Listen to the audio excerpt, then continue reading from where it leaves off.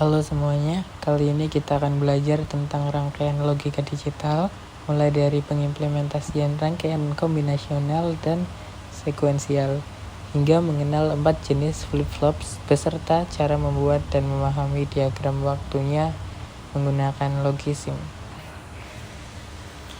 Rangkaian logika merupakan dasar dari sistem digital. Komponen utamanya adalah gerbang logika seperti AND, OR, NOT, NAND, NOR, XOR, dan XNOR. Rangkaian logika dibagi menjadi 2 jenis utama, yaitu kombinasional dan sekuensial. Rangkaian kombinasional adalah rangkaian yang outputnya hanya bergantung pada input saat ini. Artinya, tidak ada elemen penyimpan data atau memori di dalamnya. Contohnya adalah multiplexer, decoder, dan encoder. Diagram blok sederhana yaitu input, gerbang logika, kombinasional yang kemudian menuju output. Contoh, pada rangkaian penjumlahan biner, ketika input A dan B diberikan, output sum akan langsung menampilkan hasilnya tanpa menunggu sinyal lain. Rangkaian sekuensial berbeda dengan kombinasional. Rangkaian sekuensial memiliki memori internal yang memungkinkan sistem menyimpan kondisi sebelumnya. Outputnya tergantung pada input saat ini dan keadaan sebelumnya. Contoh rangkaian sekuensial adalah counter, register, dan flip-flop. Diagram bloknya input ditambah dengan clock ditambah memori yang kemudian masuk ke rangkaian sekuensial dan menghasilkan sebuah output. Sinyal clock berfungsi sebagai penentu waktu kapan data dapat disimpan atau diubah. Flip-flop adalah blok dasar dari rangkaian sekuensial yang digunakan untuk menyimpan satu bit data.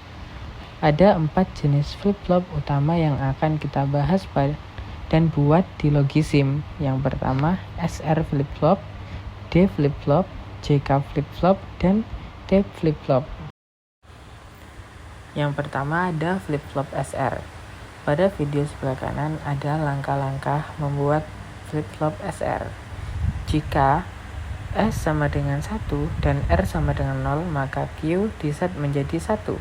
Jika S sama dengan 0 dan R sama dengan 1, maka Q di-reset menjadi 0. Dan jika S sama dengan 0 dan R sama dengan 0, maka Q menyimpan nilai sebelumnya. Dan jika S sama dengan 1 dan R sama dengan 1, maka kondisinya tidak valid. Dan di sebelah kirinya ada diagram waktu. Pada diagram waktu SR flip-flop, kita bisa melihat bahwa ketika sinyal S aktif, output Q berubah menjadi 1. Ketika sinyal R aktif, output Q turun menjadi 0. Jika keduanya tidak aktif, Q tetap dalam keadaan sebelumnya. Kondisi ketika S dan R sama-sama aktif menghasilkan keadaan tidak stabil ditandai sebagai kondisi terlarang pada diagram. Yang kedua ada D flip-flop. Jika saat clock aktif, maka Q mengikuti nilai D, dan jika saat clock non-aktif, maka Q menyimpan nilai sebelumnya. Bisa dilihat pada diagram waktu D flip-flop, output Q hanya berubah mengikuti nilai D ketika clock dalam keadaan aktif, dan setiap kali clock naik, Q akan menyalin nilai D yang ada pada saat itu. Inilah mengapa flip-flop ini disebut juga dengan data latch, karena menyimpan data secara sinkron dengan sinyal clock.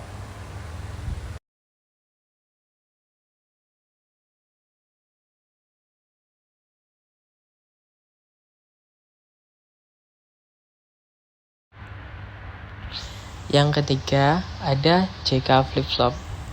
Seperti dapat dilihat di video, jika J sama dengan 0 dan K sama dengan 0, maka Q tetap.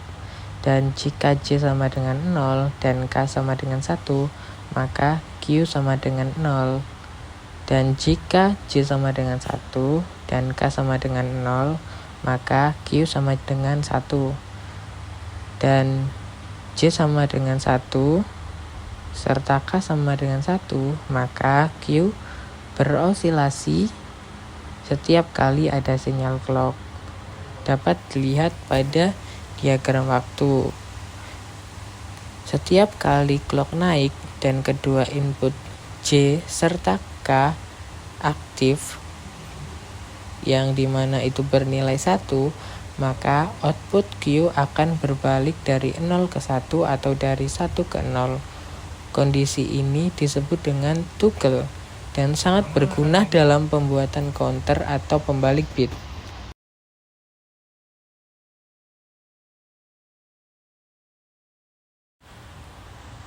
Yang terakhir adalah T flip-flop. Seperti dilihat di dalam video, jika T sama dengan 0, maka Q tetap tidak berubah. Dan jika T sama dengan 1, maka Q toggle setiap clock aktif. Hal ini dapat dilihat pada diagram waktu.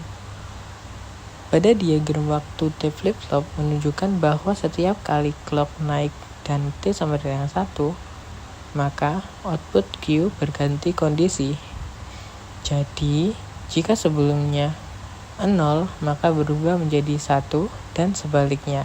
Jika T sama dengan 0, output tidak akan berubah meskipun clock berdenyut.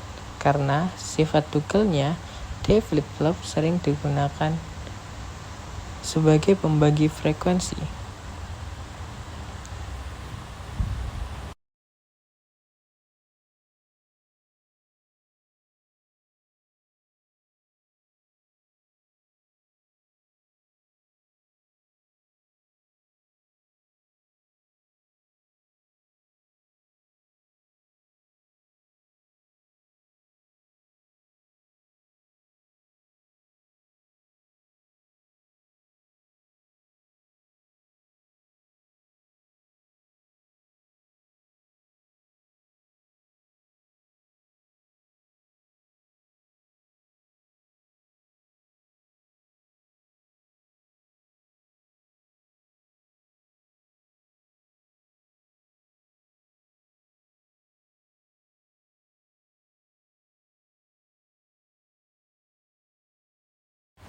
Dari percobaan-percobaan sebelumnya, kita sudah memahami bagaimana flip-flop bekerja sebagai dasar memori digital. SR flip-flop menyimpan status set dan reset, dan D flip-flop menyimpan nilai data input D, serta JK flip-flop menggabungkan fungsi SR dengan toggle, dan yang terakhir T flip-flop melakukan toggle otomatis berdasarkan clock. Semua jenis flip-flop ini digunakan dalam pembuatan register, counter, dan sistem penyimpanan digital. Sekian pembelajaran kita kali ini tentang rangkaian logika dan flip-flop. Dengan memahami prinsip kerja dan diagram waktunya, kita bisa membangun sistem digital yang lebih kompleks di masa depan. Terima kasih sudah menonton. Sampai jumpa di video berikutnya. Wassalamualaikum warahmatullahi wabarakatuh.